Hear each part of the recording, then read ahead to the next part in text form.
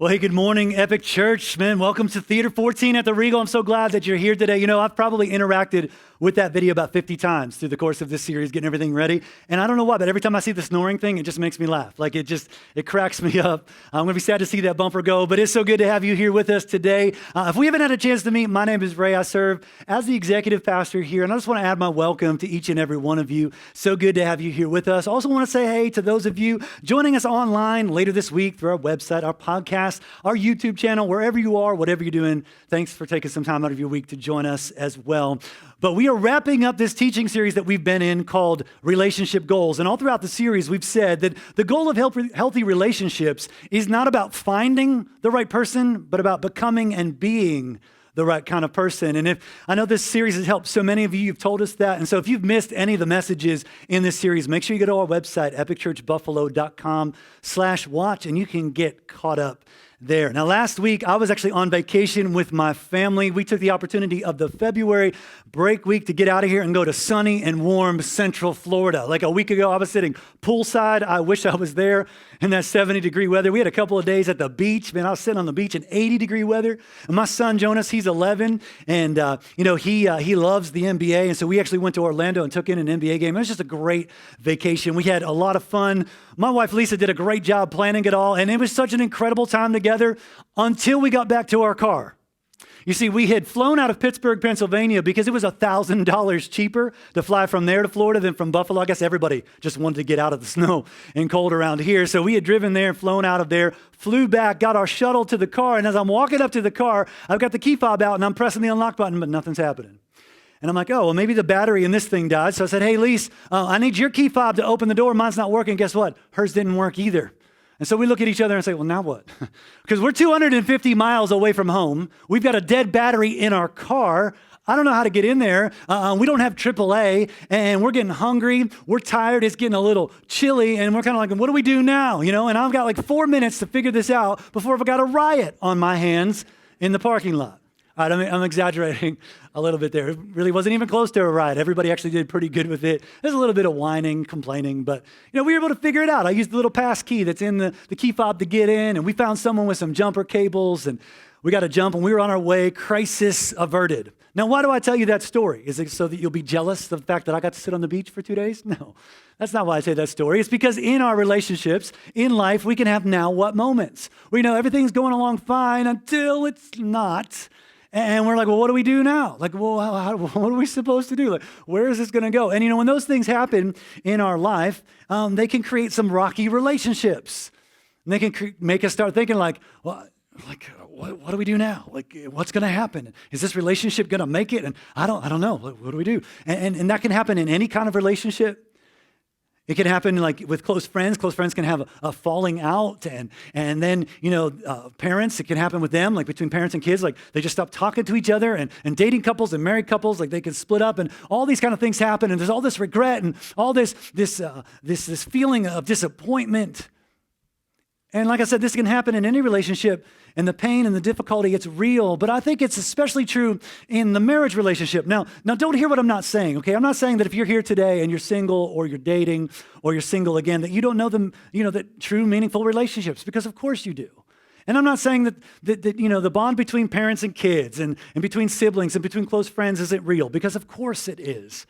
And I'm not saying that the marriage relationship is the most important relationship ever. Like our relationship with God is always number one. I'm just saying that because of the physical and emotional and spiritual connection that exists between a husband and wife, it just makes it unique out of all of our human relationships. And so today, I actually want to spend some time talking about a difficult topic, but it's a topic that has impacted every single one of us in some way, and that topic is divorce. Because here's what I know. Some of us here today, you come from a family where the parents got divorced and you've had to deal with the fallout of that. Others of us here today, like you've seen people go through this, like maybe like a close friend or a sibling, and you know the pain that they went through as they experienced a divorce. Some of you here today, like that's your personal story. Like you've gone through the difficulty and the pain and the regret of a marriage that has ended. And then some of us here today, you're married still, but things aren't going too well. And it's a struggle, and maybe the thought has come into your mind, or maybe you've even talked about with your spouse, like, maybe this isn't going to work out. maybe this is going to end. And as we talk about this very difficult and emotional topic, here's what I want to be clear about, okay? Today is not about feeling guilty. Today is not about feeling judged. Today is not about feeling like a failure. It's none of that today. No, today I want to do three things. And the first thing I want to do is I want to look at what Scripture, what the Bible says about divorce, because I think it's important that we know. I also want to take some time to talk about how we can avoid divorce in our marriages, because it is possible. And there's a few practical things that I'm going to share with you that anybody can do. And then lastly, and probably most importantly, I just want to encourage you today. Because here's what I know about relationships, and when they're rocky and when things seem like they're going to an end, like it can feel like we're in a dead end. But here's what you need to know today, Epic Church, that there are no dead ends with God. There are no dead ends with God. Our God is a God who makes things new, and there is always hope because Jesus is alive. Like Jesus is not dead and buried and forgotten in some grave. No, he has come back to life. He sits on the throne in heaven, and he can make things new. He can revive you. He can restore you. He can refresh you. That's what our God does. That's the business that's the end. That's why we're here to celebrate him today and to worship him, because he gives us forgiveness and sets us free and makes us whole. And if he wasn't able to do that, he wouldn't be worth praising. But you know what? He's even better than that. And so we give him all the praise today. So come on, help me one last time. Let's give our God thanks today for who he is, that there are no dead ends with God, and that he can make things new. So as we jump into this today, I want to encourage you to grab your message notes, follow along in the Bible app on your phone. And let's take first a look at a teaching of Jesus that's found in the New Testament book of Matthew chapter 19. It says in verse 3, some Pharisees came to test him. They asked, is it lawful for a man to divorce his wife for any and every reason? Now, why was this a test? How are they trying to trap him? Well, here's the deal. If he says, well, no, you cannot get divorced, they're going to say like, well, haven't you read the Old Testament, Jesus? Like, you don't know the Bible very well. And if he says, well, yeah, sure, you can go ahead and do that. Well, you're not very strong on marriage, are you? You're pretty weak on that subject, Jesus. So they're trying to trap him. And like I said, like the Old Testament actually does permit divorce. A man, not a woman, because women didn't have any legal standing under Jewish law. A man could divorce his wife if he found something indecent about her. But there was a great debate about what's this word indecent mean in the Old Testament law. One side of the argument said like it's for a pretty big deal, like, for like sexual immorality, for adultery. And the other side, which was the more popular view, which you probably won't be surprised to hear, said, no, it can really be for anything. Like, if she's not a decent cook, or if she doesn't look decently anymore, like you don't really like the way she looks, or maybe you're just tired of her. Like, yeah, you can divorce her. So basically, these guys are coming and saying, hey, Jesus, what do you think, man? Like, is there such a thing as no-fault divorce? Jesus says in verse 4, haven't you read at the beginning, the Creator made them male and female, and said, for this reason, a man will leave his father and mother and be united to his wife, and the two will become one flesh. So they are no longer two, but one flesh. Therefore, what God has joined together, let no one separate. And as you might guess, they didn't really like his answer very much. So in verse 7, they say, why then, they asked, did Moses command that a man give his wife a certificate of divorce and send her away? And Jesus like, no, guys, you got this all wrong. Moses didn't command it. Verse 8, Moses permitted, it's a big difference, you to divorce your wives because your hearts were hard, but it was not this way from the beginning. I tell you that anyone who divorces his wife except for sexual immorality and marries another woman commits adultery. He's basically saying, look, guys, I know what you're trying to do. You want to try to cover up cheating on your spouse in some legal way. Like, look, I see through it, okay? And remember what I said in those days, that Jewish women did not have legal standing under the law. They got their legal standing through the men in their lives. So before they were married, through their fathers, after they were married, through their husbands. And so if there had been no divorce, if God wouldn't have allowed that, then guys would have just kicked their wives out and put them on the street. And they would have been without protection, without provision, because they had no legal standing. They had no access to those kinds of things. And so God permitted divorce to protect women so that they would have legal standing under the law and they could remarry. But here's the thing we need to understand. It was not God's ideal. Divorce was never God's ideal. He only, from the beginning, it was his plan that a man and a woman would stay together forever and that they would work on their differences. He didn't allow divorce so it could be some kind of like, hey, this is how we're going to deal with our marriage problems. Let's just get out of it. And so you see, like, that's why that divorce breaks God's heart. And if you're taking notes, you can go ahead and write that in. Divorce breaks God's heart. It's not in your notes, but in Malachi chapter 2, verse 16, God actually says that he hates divorce because it brings about the destruction of families. And then think about it. God's the one who created marriage, who created family. He's the one who said, it is not good for man to be alone. God says, will create a suitable partner and helper for him. He's the one who initiated all this. And it's his plan that families would be the building block of communities and of society. So of course it breaks his heart when a marriage ends in divorce. But you might be thinking, well, wait a second. Didn't Jesus just give like an exception in Matthew chapter 19? And you're right, he did. And I do believe that the Bible allows for divorce in a few situations. But as you see in your notes, like it's allowed but not required. It's permitted but not commanded. In fact, I would encourage you to underline that phrase, but not required, because it's important for us to understand that just because it's allowed doesn't mean that we have to do it. You see, divorce is never something we should rush into. And it's a really big deal in the eyes of God. And so it shouldn't be something that we rush into, and it's really only reserved for a few specific and dire circumstances. Well, what are those circumstances? Well, if you're taking notes, here's the first one. Go ahead and write this in: adultery. The first situation where divorce is allowed but not required is in situations of adultery. You know, and I've never experienced this, and I'm thankful for that, but I can imagine that adultery feels like the ultimate betrayal. And if you're here this morning and your spouse has cheated on you, I'm sorry for that. And I know that you know the pain and the brokenness that an affair brings. And I totally understand, and you're within your right to want to move on from that relationship. And at the same time, it is possible, and there are many instances of this, where couples have actually been able to recover from that, to be able to overcome an affair. And I'm not saying that you have to stay. I'm just asking you not to rush into divorce. Because if you can recover, it can be an amazing and an incredible testimony of God's grace and forgiveness. The second time that divorce is allowed but not required is in situations of abandonment. Abandonment. So this can happen when you're a follower of Jesus, but your spouse is not, and your spouse doesn't want to stay in the marriage anymore because of your faith. It can also happen when your spouse just leaves and moves in with somebody else. It can happen when your spouse leaves and you don't know where they went, or maybe you do, but they don't want anything to do with you anymore. No matter what you try, they're just like, no, I'm out. I don't want you in my life. Stay away from me. And again, if you're in this kind of situation, I'm sorry, that's a tough place to be. And I know people who are in this situation, and they never asked for it. They want their marriage to work. And they've done everything that they can. But their spouse is out.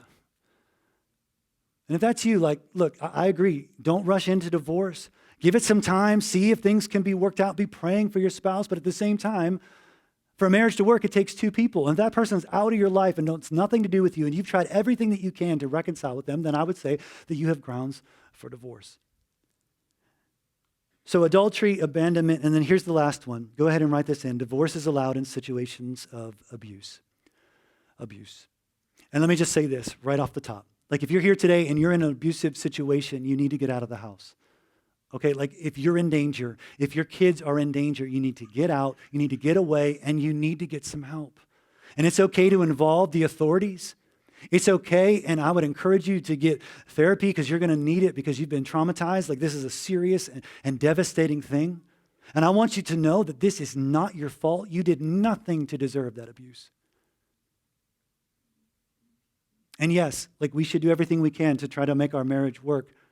But that doesn't mean you stay in an unsafe situation. And there are instances where even from this, marriages have been able to recover, but it takes time. The offender has to be making some big changes.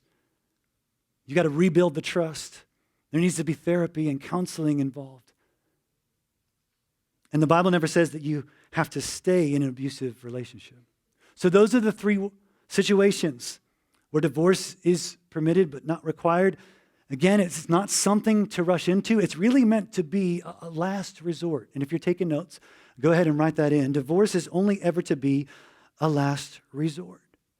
Because you see, there are other options. I've known of couples who've taken some time apart from each other, who've gotten separated so that they can work on the issues in these kind of situations. And it doesn't always work, but you know, if two people are willing to make the changes that need to be changed, if the offender is willing to make the changes and rebuild trust and admit fault, and if people are willing to get the counseling that's necessary, then it's worth it to try to save your marriage. But for the rest of us who aren't in those situations, like we need to be really careful to not look at divorce as a way out, but to instead say, well, how can we save our marriage?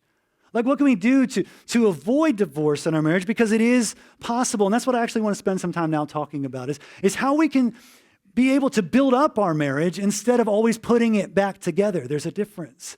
And last Sunday, Pastor Mark and Rebecca, they co-taught a great message called From This Day Forward and talked about 5 things to have a healthy relationship. I'd encourage you to check that out. I want to kind of add to that a little bit today with just 3 things that my wife, Lisa, and I practice in our marriage. And if you're here and you're not married, please don't check out right now, okay? Because much of what I'm going to share is actually applicable to any relationship.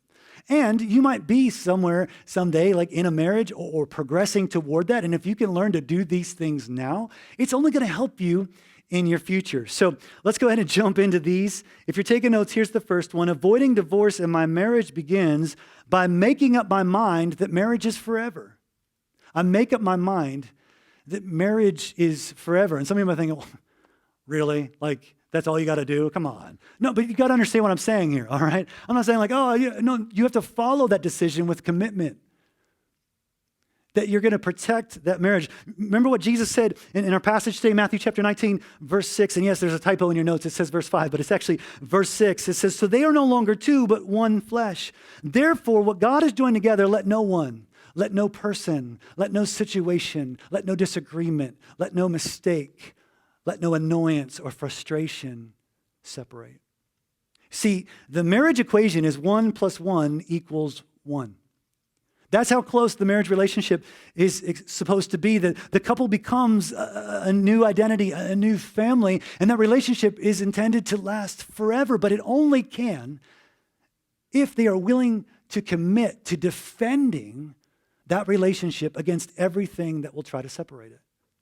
And I remember when Lisa and I were engaged, talking about this, we actually sat down and had a conversation about conflict resolution and all this kind of stuff. And it was look, we're never going to let divorce be an option in our marriage.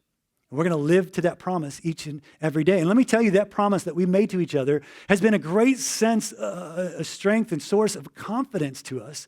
Because when we get mad at each other, we don't have to worry that one of us is I'm out of here. No, we're going to work it out.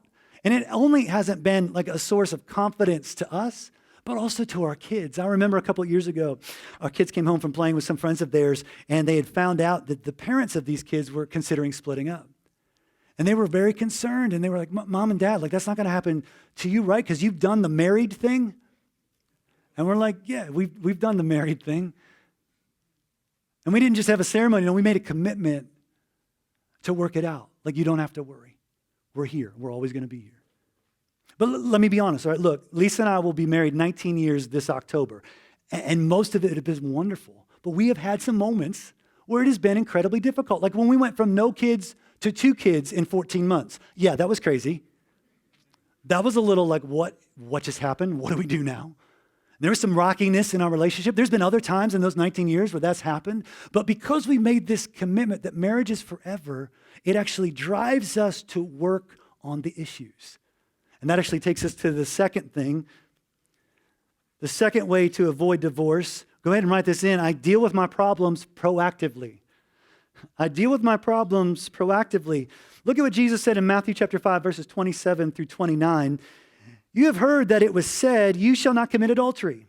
But I tell you that anyone who looks at a woman lustfully has already committed adultery with her in his heart. I want you to underline that phrase, in his heart, because this is where relationship problems start, right here. And we like to think that it's the other person, that it's their problem. If they would just listen to me, it would all get worked out. But no. It starts right here. Scripture says that out of the overflow of the heart, the mouth speaks. And the attitudes of our thoughts and our minds, they drive what we say and how we act. And you know what? I've never known someone to cheat on their spouse. Just all of a sudden it happened. No, it's because in their heart, they started to drift away from that person, that one that they were to cherish for as long as they both shall live. They started making choices that took them away in their heart instead of dealing with the issues. Jesus goes on in verse 29, if your right eye causes you to stumble, gouge it out and throw it away. Well, that's a great picture, isn't it? It is better for you to lose one part of your body than for your whole body to be thrown into hell. Now, I know that's some strong language. And some of you are like, seriously, right? Come on, man. I've got my coffee and my donuts. I'm trying to just listen. Couldn't you have found a nicer verse? That seems a little strong, a little mean. But let's not get lost in what Jesus is saying, okay? He's just using hyperbole, exaggeration to make a point. He doesn't actually want you to rip your eye out. okay? He's making a point, and that point is be proactive in your relationships. Deal with stuff before you ever get to the problem. What do we normally do? We normally wait until the problems happen, and then we react. And Jesus is saying, no. Do whatever you can before you even get there. Don't react. Be proactive. And so things like bitterness and anger and name calling and sniping at each other and swearing at your spouse and spiteful actions, even unfaithfulness, all of that stuff can be avoided if we are willing to take care of our hearts and deal with it before it ever gets there and be proactive. So how can we be proactive in our marriages and actually build them up and not always have to repair them and put them back together? Well, there's lots of ways that you can do that. I just want to share 3 with you. They're not in your notes. You can write them down, but these are 3 that I have found to be helpful in my relationship with my wife. And the first one is to pray with your spouse. Pray with your spouse. Now, you're like, well, I'm not surprised to hear you say that. We're in church. You're a pastor. Yep, you're right. But here's the thing that I know about couples who pray together. Less than 1% of them end in divorce. And I can tell you, when my wife and I pray together, it doesn't always change the situation that we're praying about. There might still be things to work through, but we feel better about that situation because we've been drawn closer together. We've been drawn closer to God. Our trust in Him has been renewed, and our relationship has been strengthened. Here's another thing that I would encourage you to do. See a counselor. To see a counselor. Look, I grew up in a home, okay, that had a lot of impatience in the house, a lot of dysfunction, a lot of passive-aggressive tendencies. And guess what I did? I packed that all up in a suitcase, and I brought it into my marriage, and I opened it up. And I needed some help to work through that stuff from my childhood, some stuff that I didn't even know was affecting me. So I met with a good Christian counselor to help me work through those things, to make me a better husband and a better father. And I still see a counselor once or twice a year just for an emotional checkup. I mean, we do that physically. Why wouldn't we do that emotionally? And if you're here and you're struggling in your marriage, and if there's some kind of stigma for you about getting out, just let it go. If you were having a heart attack, you wouldn't just sit there and be like, no, I'm good. No, you would go to the hospital. If your relationships are struggling, they're under attack, no, I'm good. No, get some help. It's okay. We all need an outside perspective sometimes. There's nothing wrong with it. It doesn't mean you're some kind of weak or not good at your relationship. Just get some help. It's an incredible thing. If that's you, if you need some help finding someone to talk to, we can refer you to a great Christian counseling group. Let us know that on your connection card. We'll connect you with them. And then here's one more thing I would say, and it's this: to know your love languages. To know your love languages. Some of you are like, wait, there's what? What are you talking, love languages? Some of you know what I'm talking about. There's a picture coming up of this guy named Dr. Gary Chapman. He wrote a book many years ago called The 5 Love Languages. It's a great book. I highly encourage you to read it. But he has discovered, and he talks about in the book, that basically we each have a primary way of giving love and receiving love. It's our love language. You can see the 5 that he's discovered there: words of affirmation, acts of service, receiving gifts, quality time, physical touch. So we give love this way primarily to people, and we want to receive it. That's the expression of love we want to get so that we feel love. So let me just say this too. If you don't feel like you have time to read the book, you can see the website there, 5lovelanguages.com. Go to the website. There are some quizzes there that you can take, that your spouse can take, to discover what your love language is. Let me help you understand why this is important. All right, so when my wife and I read this book many years ago, we discovered that her primary love language was quality time. And my primary love language was physical touch. What does that mean? Well, for her, she just wants some time with me. She wants to spend some time with no other distractions. We can connect, right? Me, I just want her to hold my hand or give me a hug, or when we're watching TV at night, not to sit on that end of the couch, but to sit right here next to me. That's how I feel loved, right? So why does that matter? Well, here's the deal. So if I'm trying to love her in my primary love language, which is physical touch, and I'm trying to hug her all the time, she doesn't mind that, but what she really wants is some focused time with me, or I'm not on my phone, or we're not dealing with something with the kids, or maybe we go out on a date, but just sit together, watch one of our favorite TV shows as we crack open our lemon lime sparkling waters that we like. That works. For me, if she's trying to love me and her primary love language is quality time, she just wants to spend time with me, and that's great. I love that, but really I just want her to reach out and hold my hand. I love it when we're walking into a store or something and she just reaches her arm through mine. I'm like, oh, she loves me. I mean, I know she does, but I feel it, and that's what I'm talking about. We all need to get it. All of these love languages, we all do that. But the thing is, there's a primary way that needs to be expressed to us. So we could be trying to love each other the way we know how and doing our best, but we're not getting the primary expression that we need. So like I said, there's lots of different ways that you can build up your marriage and not just put it back together all the time. I don't have time to talk about all of them, but here's what I would encourage you to do. All right, to get alone with your spouse, spend some time this week, carve it out, and just talk. Hey, what would be the 2 or 3 things that we could start doing so that we can be building up our marriage? Like, we could commit to spending 5 minutes together in prayer every night, right? What is that thing that would work for us? It'll make a huge difference in your marriage. So we make up our mind that marriage is forever. We deal with our problems proactively. And then one more way to avoid divorce. Number 3, do everything I can to reconcile with my spouse. Do everything that I can to reconcile with my spouse. The Apostle Paul said it like this in Romans chapter 12, verse 18. And why don't you read this out loud with me so I know you're still with me today, because it's kind of warm and stuffy in here, all right? So you ready? Here we go. If it is possible, as far as it depends on you, live at peace with everyone. Live at peace with everyone. You know, when it comes to conflict in our relationships, God's expectation is that we would work through the differences to a place of unity. Do you know that it's estimated that between 50 and 80% of divorces happen because of irreconcilable differences? And to me, like, I don't know about you, but that just doesn't make sense, because irreconcilable differences are a part of everyday life. Like, my wife and I have differences all the time. It doesn't mean that we're incompatible. It just means that we're 2 different people. And we're not going to always think and act and feel the same way about every single thing. Like, for example, I think that when it's time to put a cardboard box in the recycling bin, you should undo all the glue and make it super flat. She doesn't really see the need for that. It's not important to her. And I don't think it's a big deal to throw the coffee grounds in the sink and let them dry out before putting in the garbage. But she's like, no. I'm not down with that. No, we have differences. Here's what I think about irreconcilable differences. There's really no such thing. It's just really cover for an unwillingness to work through the conflict. And look, I know that conflict resolution isn't easy. It's not fun. If you like it, there is something wrong with you, okay? Just be clear about that. Like, it's hard, but it's necessary. If we're going to avoid divorce in our marriage, if we're going to have any healthy relationships, we've got to learn how to deal with stuff. You know, a couple weeks ago, I was really overwhelmed by my to-do list. I just had a lot going on, and I was not handling it very well. And as the week went on, I just got more and more grumpy. Maybe you can relate to this, but I was just getting more and more irritable. And I think it was about Thursday morning or something, like, I just kind of created this argument with my wife before she went to work. And I'll admit, like, it was 100% my fault. Like, it was. No denying that. And I knew that I should apologize, but I was irritable and I didn't feel like it. And so I didn't. And I would have gotten there eventually, everybody. I'm not an ogre, but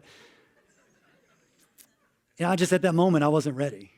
And about 2 hours later, I got a text from my wife, and it just said, basically, like, I don't want to fight with you. And I'm sorry for what I said. I didn't like what you were doing, but I could have found a different way to tell you that. But I know you're overwhelmed. You got a lot going on, but something needs to change. We can't have this keep going on. Can I just tell you how thankful I am that I have a wife who is willing to do whatever it takes, do whatever she can to reconcile with me? I mean, it wasn't even her fault, but she's doing the heavy lifting and trying to make this happen. You know what? And because she did, we were able to talk about it. We were able to figure out what we could change, what could work, and we were able to repair the hurt that was between us. How was she able to do that? How was she able to go first when it wasn't her fault? Let me tell you the secret ingredient to conflict resolution. You ready? Forgiveness. Forgiveness. We give up the right to get even, and we seek unity instead. I love how the Apostle Paul says it in Colossians 3:13. Be even-tempered, content with second place, quick to forgive an offense. Forgive as quickly and completely as the Master, meaning Jesus, forgave you. You know, right about now, I think that some of you might be thinking, well, that sounds great. That's really good advice, Ray, and I'm glad to know what the Bible teaches about divorce, but you need to understand, Ray, like, it's too late for me. My marriage has already ended in divorce, or it might as well have, because that's where we're headed. So now what? What am I supposed to do now? Well, first of all, if you're here and you are still married and you're struggling and you feel like there is no hope, can I just encourage you not to throw in the towel, to not give up? Your relationship is worth saving. A relationship that was meant to be forever is worth saving, and it might take some hard work. You might have to be willing to work through some conflict instead of just chalking it up to irreconcilable differences. But it's worth it. And if you both are willing to work together, you can get through it. And if you're here and your marriage has ended, can I remind you of something that I said earlier today? That there are no dead ends with God. You might feel like you're in a dead end, but you're not. And I know that I said earlier that divorce breaks God's heart, and it does, but I want you to know that it's not some unforgivable sin and that God is mad at you, because he's not. And you might feel like a failure, but God doesn't see you that way. What God wants to do is to bring you hope and healing. God wants you to trust in him to bring healing and hope. And if you're taking notes, that's the last fill-in for today. Whatever it is that you're facing, wherever your relationship might be, whatever regret and pain and disappointment that you're carrying, we need to trust God to bring hope and healing, because only he can do that. Only he's the one who can get in on the inside and make us whole again. I love this last verse in your notes, Psalm 147, verses 3 and 4. It says, he, meaning the Lord, heals the brokenhearted and binds up their wounds. That's what our God does. That's what he wants to do for you today, carrying that regret, carrying that pain, that brokenness. No matter how bad it might seem, no matter how broken you might feel, God can and wants to heal you. And then verse 4, I love this. It says, he determines the number of the stars and calls them each by name. Do you know that astronomers estimate that there are 1 billion trillion stars in the universe? 1 billion trillion. That's a 1 with 21 zeros after it. That's a lot of stars. And if God is big enough to create and maintain all of those stars, don't you think that God is big enough to move in your relationship, to move in your life? Yeah. And if God cares enough about exploding balls of gas to give them names, don't you think that God cares about you? Of course he does. You are worth far more to him than the stars in the universe. So come on, Epic Church, no matter what you're facing today, no matter if you feel like you're in a dead end or whatever might be going on, God is a God who can make things new. So let's put our trust in him to bring hope and healing. Would you pray with me? Father in heaven, we come to you today thanking you that you are a God who makes things new and that there are no dead ends with you. And some of us need to hear that over and over and over again, because we're fighting and we're struggling and it's not going well. God, I pray for those who are in a situation like that today, where their marriage is in trouble. God, I pray that they would see a victory, and that as they commit to putting these principles into action in their life, that they would begin to see a move from you that would bring wholeness and healing and hope. And God, for those who are here today and they're in one of those 3 situations that we talked about at the beginning, abuse or abandonment or adultery, God, I pray for an extra special measure of your grace to them today. May they feel right now your presence with them in this dark and difficult situation. That even though they may have been abandoned, they would know that you have not abandoned them, that you are faithful, and that you are their protector, and that you love them, and that you would give them the wisdom that they need and the protection and the safety to navigate this difficult time. And that you would bring healing even in those difficult situations and bring hope to them. Father, for the marriages that are here, that are going well, we give you praise for that. We thank you. May you give them the perseverance to keep doing the things that will continue to build it up, and that they would be willing to, when it does kind of tumble down, to have the grace and forgiveness to put it back together. And Father, for those who are here, who are single again, may they feel a just powerful sense of your presence in their life. They are not a failure. You are not mad at them. You are for them. You are not against them. Your best for them is yet to come. And we give you all the hope, all the praise, all the glory. We ask these things in Jesus' name, and everyone who agreed said, amen.